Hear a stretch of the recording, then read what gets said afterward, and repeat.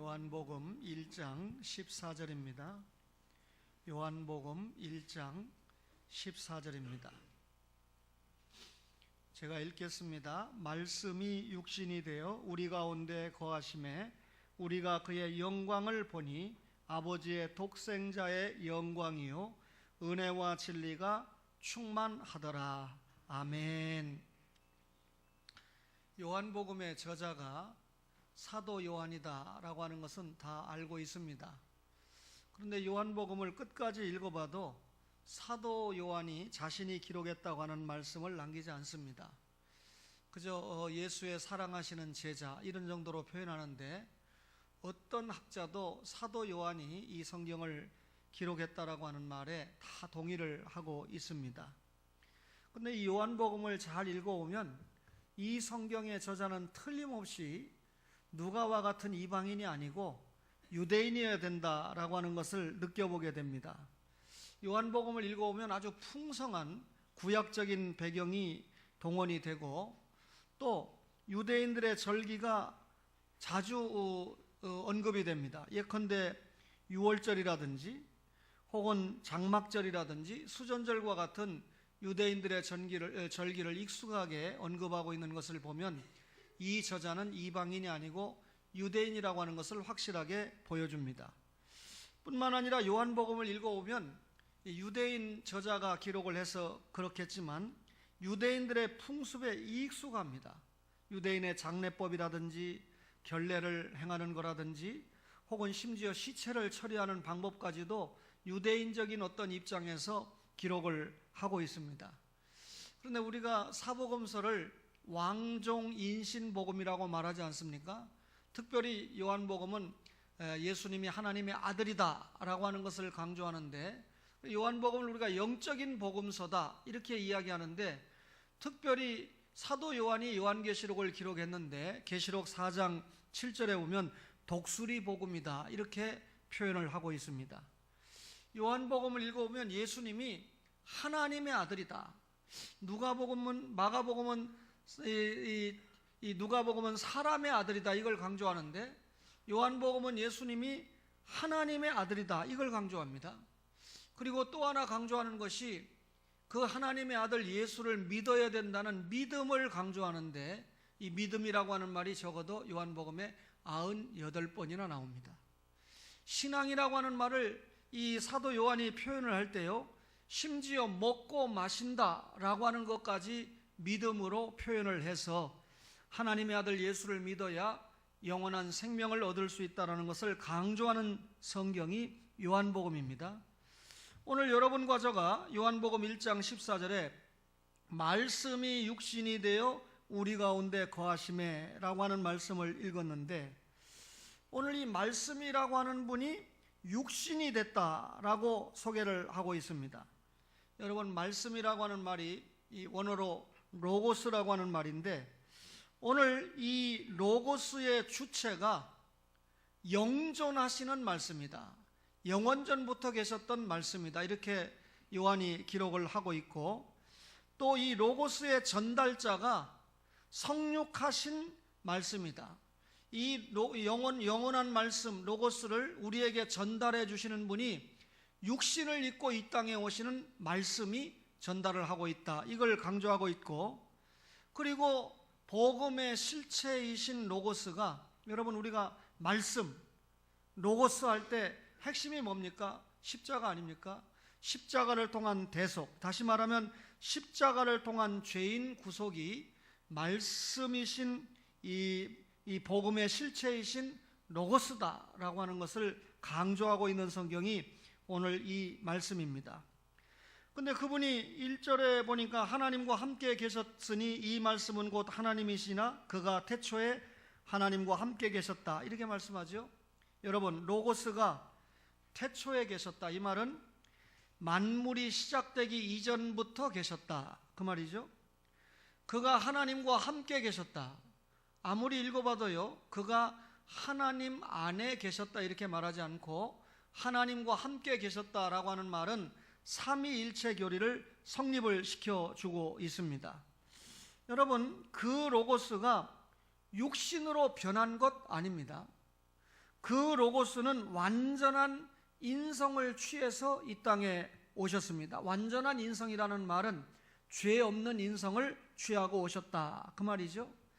말하자면 예수님이, 하나님이신 예수님이 이 땅에 오셨는데 신성 그대로를 가지고 오셨는데, 육신을 입고 이 땅에 오시기 전에는 우리가 육신의 눈을 가지고 보지 못했는데, 그 하나님이 육신을 입고 이 땅에 오니까 눈으로 볼 수 있는 하나님으로 이 땅에 오셨다. 그게 말씀이 육신이 되어 이 땅에 오셨다라고 하는 말씀입니다.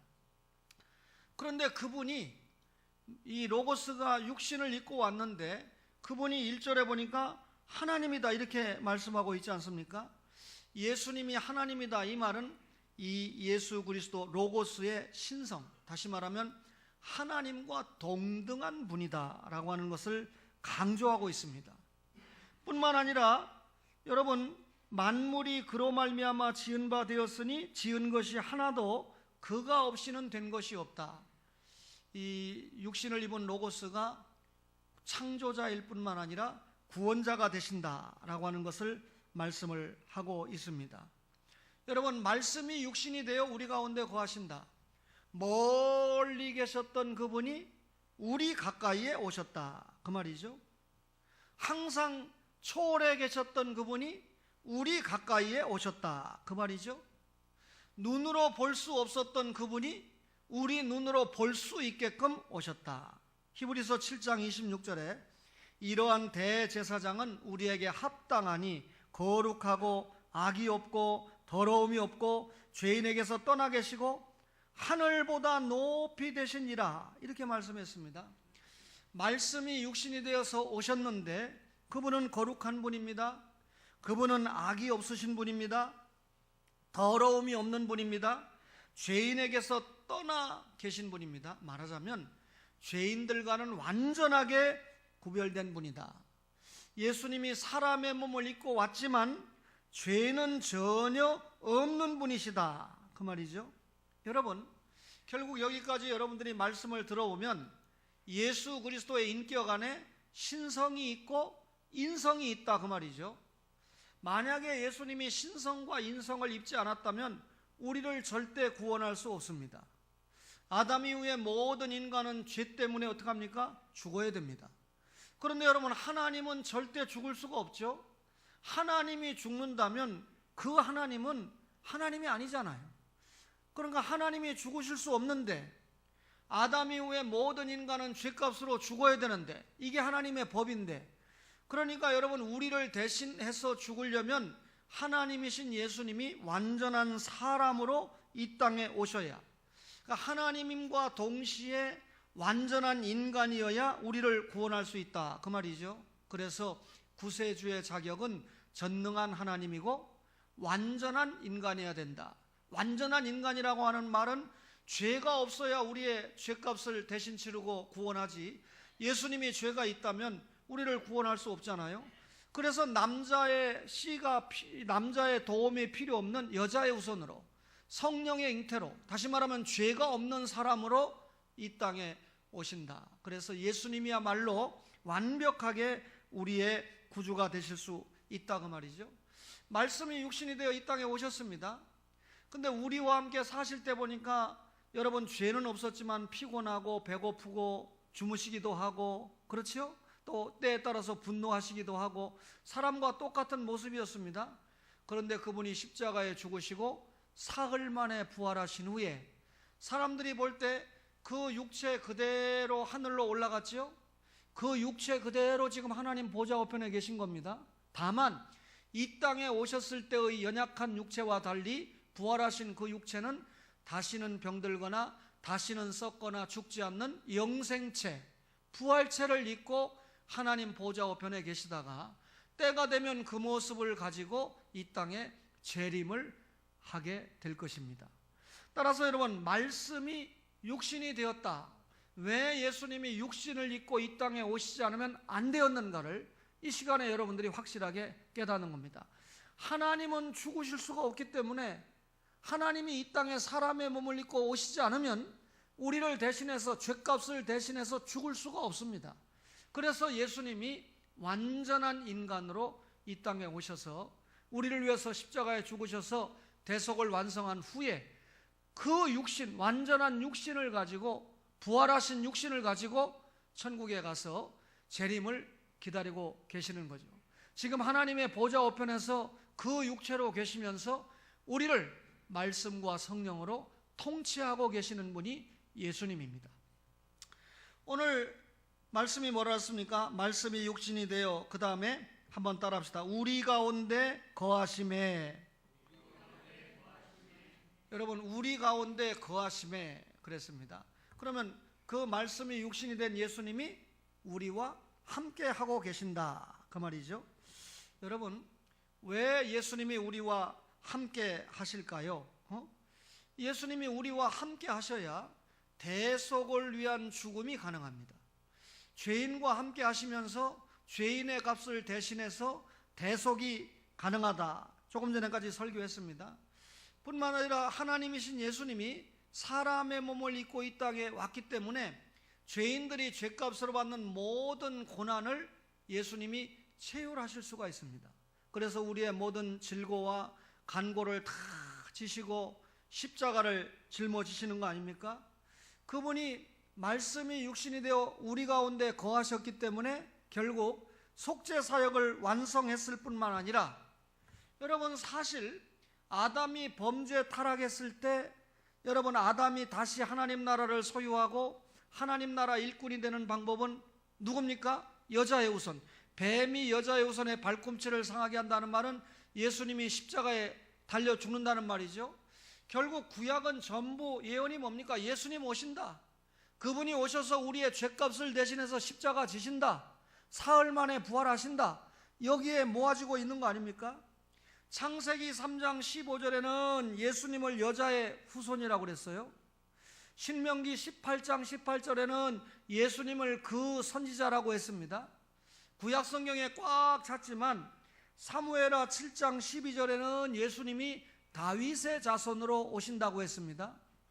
특별히 사복음서 다음에 오복음서라고 말할 수 있는 이사야 성경은 예수님에 대해서 풍성한 정보를 주는데, 이사야 42장 1절에 여호와의 종이다, 이사야 53장 3절에 우리의 질고를 아는 자다, 이사야 9장 6절에 보니까 기묘자, 모사, 전능하신 하나님, 영존하시는 아버지, 평강의 왕이다, 이렇게 설명합니다.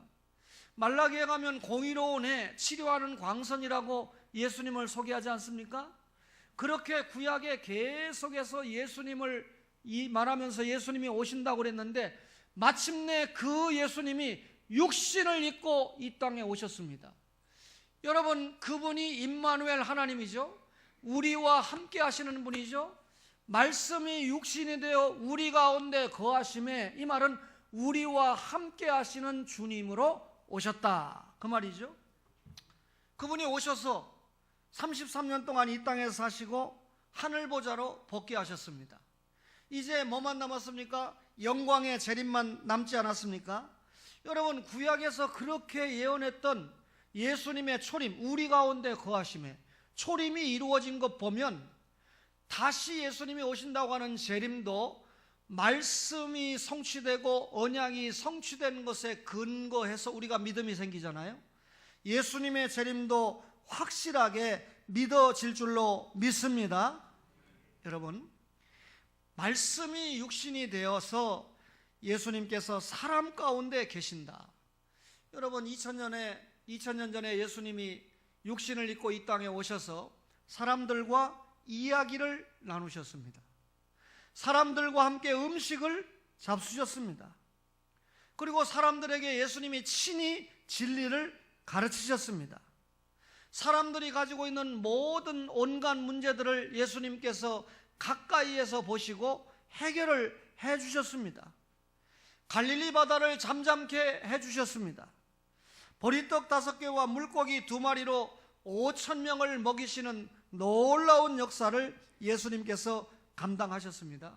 여러분, 그 예수님이 지금 멀리 계신 것이 아니라 오늘 이 초원의 예배당에서 예배하고 있는 여러분과 저의 중심에 함께 계신 줄로 믿습니다.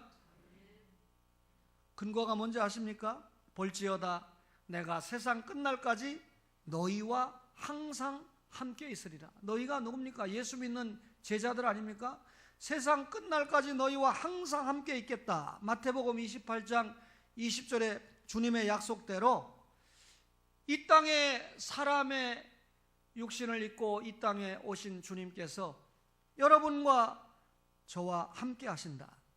여러분, 하나님께서 지금도 우리를 만나 주시는데요, 여러분, 과거에도 그렇지만 지금도 하나님께서 우리를 만나 주시는 하나의 통로가 뭡니까? 예수 그리스도를 통해서 만나 주십니다. 그래서 하나님과 인간 사이에 아담이 지은 죄 때문에 완전히 막힌 담이 생겼는데, 이 막힌 담을 헐어버리고 하나님과 인간 사이에 교제하고 죄 용서받고 만나게 해주시는 중보자는 누구뿐입니까? 예수님 한 분뿐입니다. 그래서 디모데전서 2장 5절에 하나님은 한 분이시요 또 하나님과 사람 사이의 중보자도 한 분이시니 곧 굳이 이야기합니다. 사람이신 그리스도 예수라. 그분이 사람의 몸으로 입고 이 땅에 오셔서 십자가의 대속의 죽음을 죽지 않았다면, 또 그분을 믿고 우리가 나가지 않는다면 하나님과 죄 문제를 해결받고 만날 인생은 아무도 없다, 그 말입니다. 그러면 여러분과 저는 누구 믿어요? 예수님 믿어요. 예수 믿고 하나님과 지금 교제하고 있잖아요. 그런데 이 예수 믿고 하나님과 교제하는 여러분과 저를 자꾸 방해하는 세력이 있어요. 설교를 열심히 들어야 되는데 여러분, 설교를 못 듣게 하는 세력이 있어요. 가급적이면 여러분, 목사의 설교를 들을 때 눈을 뜨고 설교를 들으세요. 이 눈을 감고 설교를 듣다 보면 나도 모르는 사이에 마귀가 졸개합니다. 그렇죠? 그래서 눈을 뜨고 어느 청년이 지금 신학교에서 공부하는데 이 교수님이 사도신경을 고백할 때 꼭 눈을 감고 고백할 필요가 없다. 초대교회 성도들은 눈을 뜨고 신앙 고백을 했다. 왜 눈을 뜨고 신앙 고백을 했느냐? 상대방이 신앙 고백을 바로 하는지 못하는지 봐가면서 그 의미를 생각하면서 신앙 고백을 했다. 그렇게 가르치다라는 거죠. 중요한 이야기입니다. 여러분, 제가 지금까지 하나님의 말씀에 입각해서 제대로 못했다면 신학 공부하는 장로님에게는 말할 것도 없지만 날마다 집에서 보는 아들에게 우리 아빠는 강단에서 지금까지 조금 다르게 했다. 참 곤란하겠죠? 오해하시지 마세요. 여러분, 예수 그리스도를 통해서 우리를 만나 주시는데 자꾸 이를 방해하는 세력이 누굽니까? 마귀예요. 그러니까 여러분, 성령님께서 우리를 도와주시는데 예수 그리스도를 통해서 하나님 앞에 나아가는데 방해가 되지 않도록 성령님께서 붙잡아 주시는 겁니다. 그렇다면 결국 성령님의 역할은 뭡니까? 여러분과 저가 예수 믿는 믿음이 떨어지지 않도록 붙잡아 주는 거예요. 그럼 성령님이 예수를 잘 알고 믿게끔 하기 위해서 뭘 기록했습니까? 예수님의 말씀, 성경을 기록했잖아요. 따라서 이 성경 말씀에 굳건한 믿음을 가지고 하나님과 교제할 수 있도록 성령님이 우리를 도와주시는 겁니다. 그렇다면 알고 오면 모든 우리의 신앙생활 중심에 누가 있는 겁니까? 예수님이 계신 거죠. 그래서 예수 중심의 생활인데 이거를 마귀가 알고요, 예수 중심교회라고 하는 교회가 있어요. 내가 뭐라 했나? 어떤 집사를 만났는데 제가 어느 교회 다닙니까? 그러면 초원교회 다닙니다 이렇게 말하면 되는데, 예수 중심교회 다닙니다. 이름이 얼마나 멋있어요. 예수 중심교회 다닙니다 그러면 내가 그런가 보다 할 텐데, 우리 이단 아닙니다. 그 다음에 내가 뭐라 했나? 자기 인격을 생각해서 당장 내가 이단이라고 말도 안 했는데 어느 교회 다니세요? 그러니까 예수 중심교회 다닙니다. 그리고 곧바로 우리 이단 아닙니다. 이 말은 이단입니다 그 말이잖아요. 그죠? 언제 이단이 이단이라고 말하는 거 봤어요? 제가 또 모레 외국어대학교 가면 어떻게 또 강의를 해야 됩니까? 대학생들을 불러다 놓고 못된 짓을 하고 600만 원씩 줬다 그러는데, 이 대학생들이 정신이 있는 것들인지 모르겠어요. 600만 원을 안 받았으면 그게 정죄할 만합니다. 그런데 사랑을 해놓고 600만 원을 받아가지고 왔으니까 그것도 10년 15년 전에 600만 원이면 집 한 채씩 사는 거 아닙니까? 오해하지 마세요. 이 보통 문제가 아닙니다. 이제로 이단이라고 이미 1995년에 한국에서 모든 이 한국 기독교 장로회뿐만 아니라 한기총뿐만 아니라 여러 이 이단 연구에서 발표했죠. 베레아는 뭐 말할 것도 없죠. 우리가 신학교 다닐 때부터 김기동이는 이단이다. 그렇죠? 정명석에는 말할 것도 없고. 근데 이단의 특징이 뭡니까? 성도들의 헌보를 걷어서 자기 주머니에 넣는 거예요. 그죠?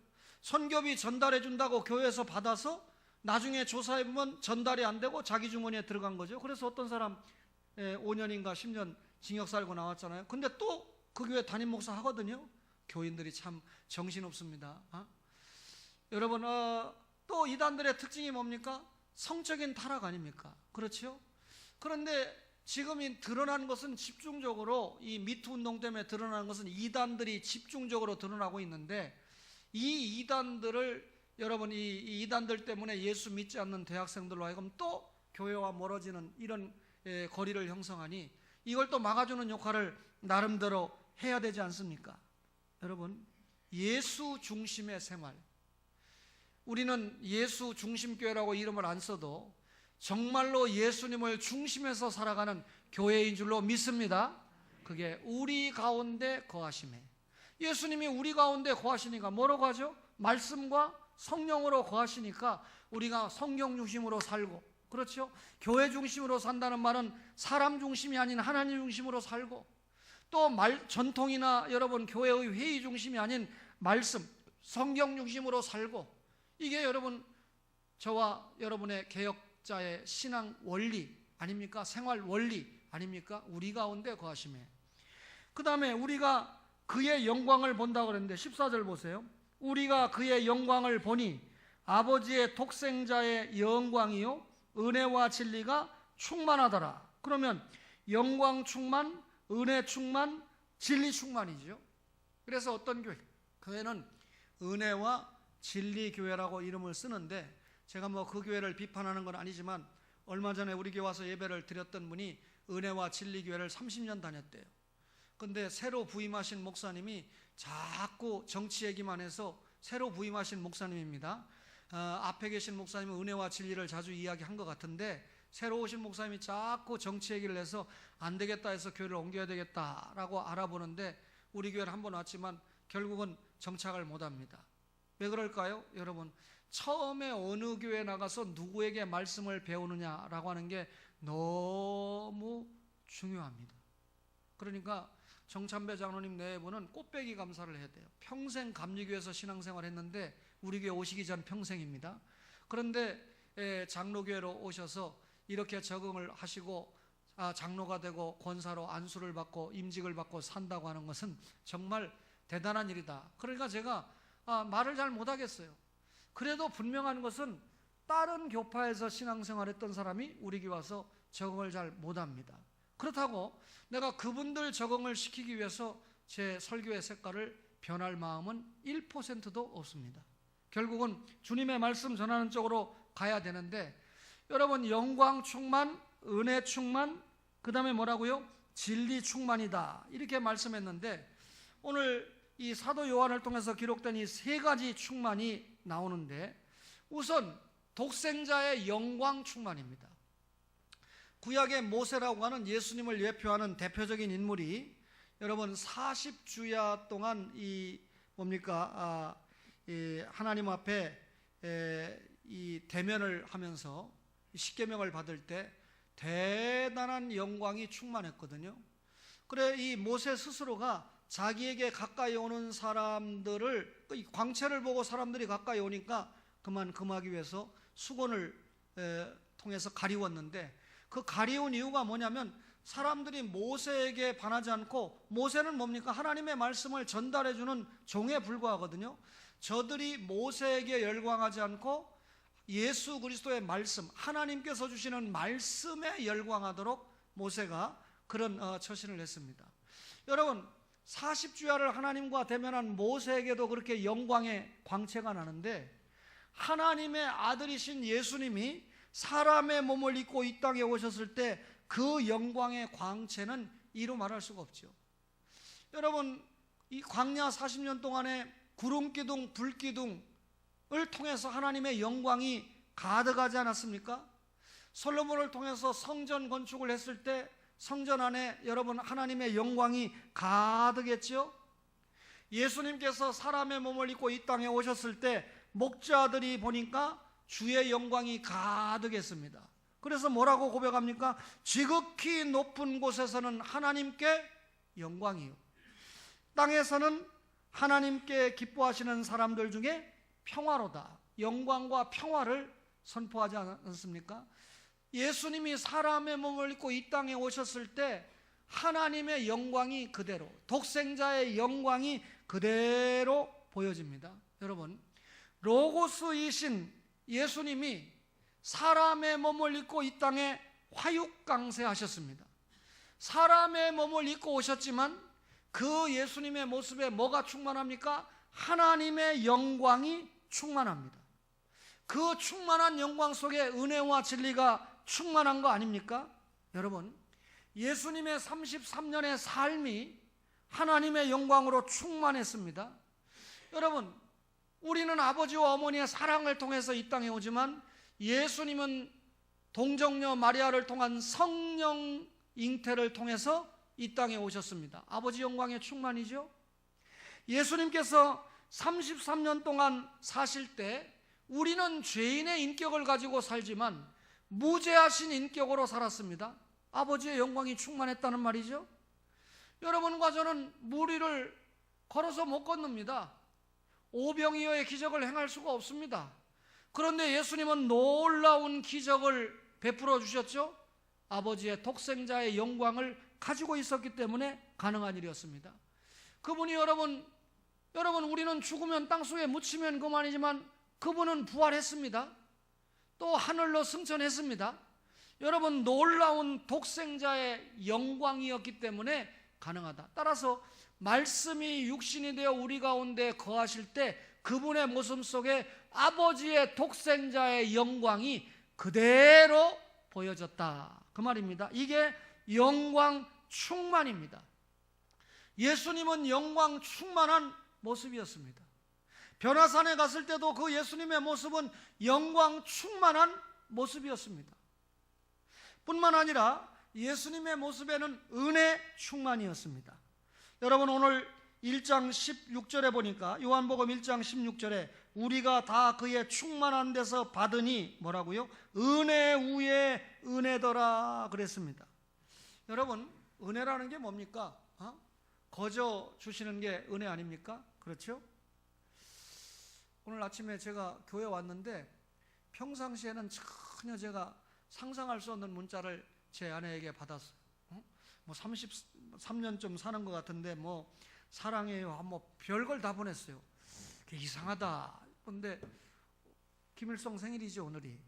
김일성 생일하고 제 아내는 같은 생일인데 어제 아들과 며느리를 통해서 저녁도 대접받고 보니까 아들과 며느리가 그 박봉에 뭐 제 아내에게 뭐 건네는 것 같더라고요. 받았으면 끝나야 되는데 당신은 왜 없느냐, 그런 사인으로 제가 받았어요. 야, 또 제가 며칠 전에 결혼 기념일도 3월 23일이 결혼 기념일인데 그것도 잊어버렸고 하루 사이에 제가 또 잊어버렸는데 제가 주님 앞에 먼저 드리고 나면 뭐 줄 게 있으려는지 몰라도 하여튼 간에 안 하던 짓을 하더라고요. 여러분, 은혜라고 하는 건 거저 주는 거거든요. 그러니까 무슨 조건을 가지고 주고받으면 이게 은혜가 아닌데, 그러면 하나님이 은혜 위에 독생자의 영광이 은혜 위에 은혜다, 이런 고백이 나온 건, 자, 우선 독생자 예수님이 우리에게 뭘 주셨습니까? 영생을 주셨어요.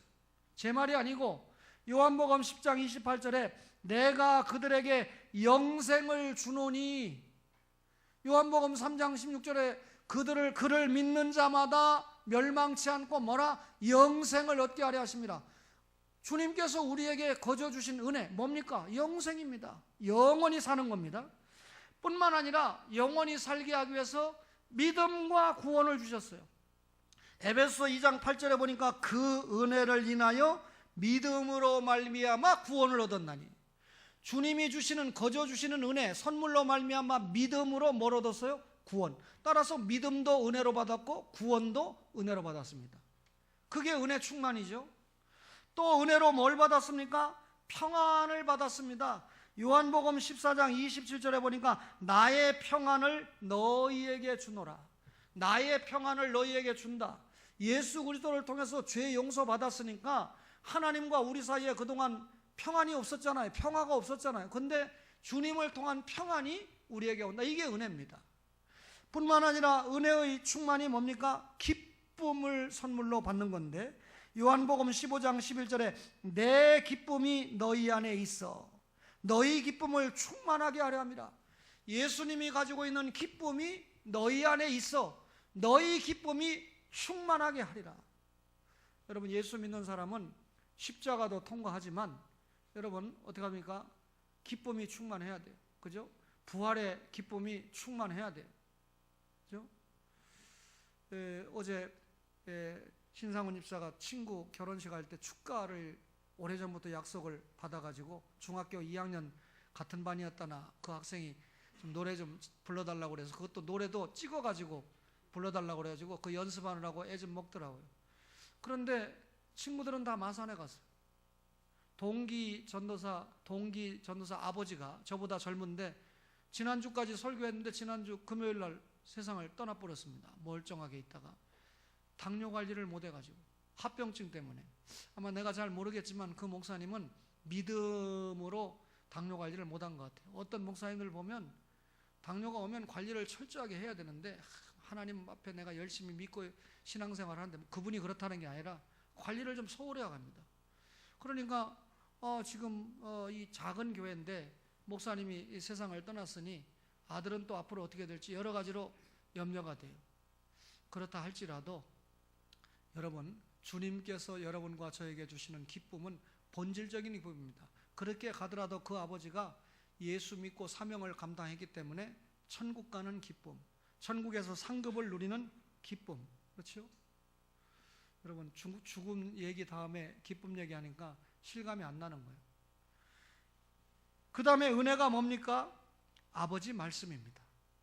요한복음 17장 14절에 보니까 내가 아버지의 말씀을 그들에게 주었사오니, 아버지의 말씀을 준다. 예수님께서 로고스, 하나님이신 예수님이 말씀이 육신이 되어 이 땅에 오셨습니다. 그분이 우리에게 뭘 줍니까? 아버지의 말씀을 줍니다. 그분 자신이 하나님이고 그분 자신이 말씀입니다. 우리에게 은혜로 주시는 게 말씀이에요. 따라서 여러분, 주일날 교회 와서 하나님의 말씀을 받는 것이 얼마나 행복인지 모릅니다. 알고 보면 이 자동차 회사를 만든 정주영 씨나 또 이건희 씨나, 삼성 이건희 씨가 만들었죠. 대우자동차 만들었던 김우중 씨나 기아 자동차를 만들었던 김선호 씨인가요? 이분들은 조금 주님 앞에 가서 만약에 예수 믿고 주님을 만났다면, 혹은 못 갔는지 모르겠습니다만 책망 좀 받을 것 같아요. 우리가 한국교회 역사를 연구해 보면 한국교회 성장이, 외적인 성장이 쭉 올라가다가 80년대 이후에 쭉 떨어진 이유가 자동차가 많이 생산되면서부터 떨어집니다. 자동차가 없을 때는 대중교통 이용해서 걸어서 교회 열심히 오다가 자동차가 생기니까 이제 주일날 약간 불신 가족들에게 끌려서 놀러 다니기 시작하면서 주의를 지키는 의식이, 여가를 즐기고 취미를 지키면서 취미 활동을 하면서 교회 와서 예배드리고 말씀을 듣는데 등한한 거예요. 제가 이런 얘기를 하면 지는 골프도 못 치니까 그런 얘기 하겠지. 우리 교회도 뭐 가보니까 교회 짓고 왔는데 목사님이 그동안 테니스만 치다가 골프로 바꿨다고, 그래서 장로님이 골프채도 사주고 또 골프장도 같이 모시고 다닌다고 하면서 장로님이 간증을 하더라고요. 그게 참 저에게 은혜가 됐으면 우리 교회 장로님들은 참 나빠. 어떻게 나한테 골프채도 안 사주고 골프장도 한 번도 데리고 가지도 않나. 가만히 보니까 자기들도 골프채 한 번도 못 만져봤어. 오해하지 마세요. 모르겠습니다. 장로님들은 사업 때문에 골프장 가야 될지 모르겠지만 목사가 골프 칠 여가가 어디 있습니까? 저는 돈이 없어서 못 친다고 칩시다. 여러분, 교인이 10,000명, 20,000명 모이는 목사가 골프 치러 갈 시간 없어요. 10,000명, 20,000명을 주님이 맡겨줬으면 환자도 더 많을 거고 돌아봐야 될 교인도 많을 거고 엎드려서 기도를 해줘야 될 이 양들도 더 많을 텐데 골프장 가서 18홀 돌을 시간이 어디 있어요? 그러니까 여러분, 자동차 때문에 주의를 지키지 못하고 여가선용하면서 하나님 앞에 가까이 못 오는 것처럼 목사도 여유가 생기니까 골프 치러 다니고 놀러 다니고 좋은 음식 먹으러 다니고 영적인 생활에서 멀어지는 겁니다. 다시는 제가 골프 못 치게 생겼는데, 아니, 앞으로는 절대 제가 골프 못 치고 은퇴하게 생겼는데 그래도 할 수 없어요. 그게 주님의 뜻이니까. 여러분, 아버지 말씀을 받는 게 은혜예요. 교회 와서 부지런히 하나님의 말씀을 받아야 구원받은 우리의 영혼이 윤택해지고 살찌는 줄로 믿습니다. 말씀을 받는 게 은혜입니다. 그리고 성령을 받는 게 은혜예요. 요한복음 20장 22절에 뭐라고 기록하는지 압니까? 이 말씀을 마치시고 그들을 향하사 숨을 내쉬며 이르시되 성령을 받으라. 예수님께서 성령을 받으라 이렇게 말씀합니다. 예수님이 떠나가시면 누가 오시죠? 진리의 성령이 오시는데 진리의 성령이 불신자에게는 안 가죠. 예수 믿는 우리에게. 그러니까 그분이 오셔서 우리 여러분 이 죽었던 영을 살리시니까 우리가 결국 진리의 성령을 받는 것이 하나님의 은혜입니다. 내가 노력하고 내 공로로 성령 받는 거 아니잖아요. 그렇죠? 따라서 은혜 충만, 이 말은 그 예수님을 통해서 우리가 영생의 선물, 믿음과 구원의 선물, 평안과 기쁨의 선물, 아버지의 말씀과 성령이라고 하는 선물을 받습니다. 이렇게 우리가 받은 것을 느껴지면 그분에게 주님을 통한 은혜가 충만하신 줄로 믿으시기를 바랍니다. 돈을 많이 벌고 여러분 벼슬을 잘해야 은혜 충만한 게 아닙니다. 마지막으로 뭐라고 그랬어요? 진리 충만이라고 그랬죠. 은혜와 진리가 충만하더라. 여러분이 진리 충만 그랬는데 진리가 뭡니까? 율법과 선지자들이 예언한 주제가 진리죠. 다시 말하면 구약의 율법과 선지자가 뭐 얘기했습니까? 예수님 오신다. 456번이나 예수님 오신다. 구약 성경이 그렇게 주장을 했죠. 그리고 여러분 구약 성경과 신약 성경에 1518번 1518번이나 예수님이 다시 오신다. 초림은 456번 구약에서, 그 다음에 구약과 신약을 합쳐서 예수님 재림은 1518번이나 직간접적으로 말씀을 했습니다. 그렇다면 456번 예언했는데 예수님 오셨어요. 1518번 다시 오신다고 했으니까 예수님은 틀림없이 재림하시는 줄로 믿으시기 바랍니다. 따라서 구약의 율법과 선지자들이 계속해서 예언한 것이 진리입니다. 진리가 예수님 아닙니까? 여러분, 예수님 자신이 진리입니다. 진리 충만. 예수님이 뭐라고 했습니까? 요한복음 14장 6절에 내가 곧 길이요 진리요 생명이니 나로 말미암지 않고는 아버지께 올 자가 없다. 진리인 예수님을 통과하지 않고는 예수님 앞에 올 자가 없다. 왜? 아담이 범죄 타락했을 때 여러분 뱀이 여자의 우선에 발꿈치를 상하게 한다는 말은 예수님의 십자가 대속을 통해서만 하나님 앞에 올 수 있다는 말 아닙니까? 따라서 십자가 대속의 진리, 이게 진리입니다. 예수님이 십자가 대속의 진리, 모든 시대 모든 사람에게 예수님이 나의 죄 때문에 십자가에 죽으셨다라고 하는 건 진리입니다. 진리 충만이죠. 마지막으로 여러분 신구약 66권이 진리입니다. 요한복음 17장 17절에 그들을 진리로 거룩하게 하옵소서. 그죠?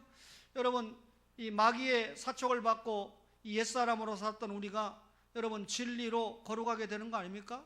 또 진리로 중생을 받은, 말씀과 성령으로 중생을 받은 우리가 결국 또 말씀과 성령, 진리로 거룩하게 되는 거 아닙니까?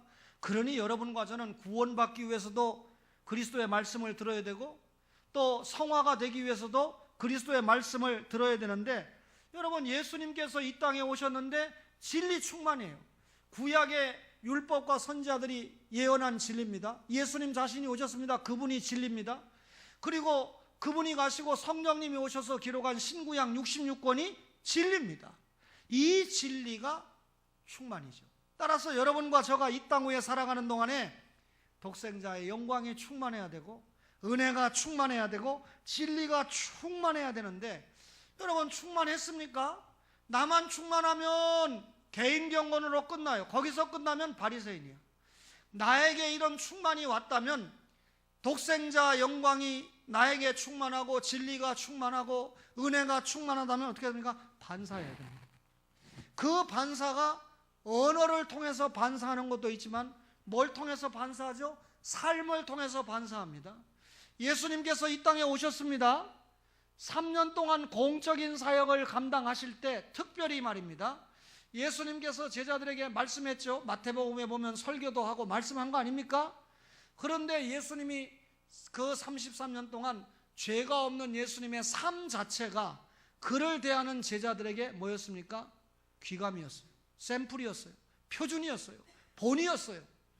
예수님도 자신의 삶을 통해서 예수님을 믿게 했습니다. 마찬가지로 예수님을 믿고 있는 여러분과 저가 예수님과 똑같이 우리도 말씀을 전해야 됩니다. 우리는 여러분 죄인이지만 날마다 성화의 작업을 해가면서 부지런히 우리의 삶을 통해서 예수님을 보여줘야 되는 거죠. 그렇죠? 목사는 목사의 삶이, 장로는 장로로서의 삶을 통해서 여러분 이 복음을 보여줘야 됩니다. 영광 충만, 진리 충만, 은혜 충만을 보여줘야 됩니다. 여러분과 저에게 이런 은혜가 있기를 간절히 바랍니다.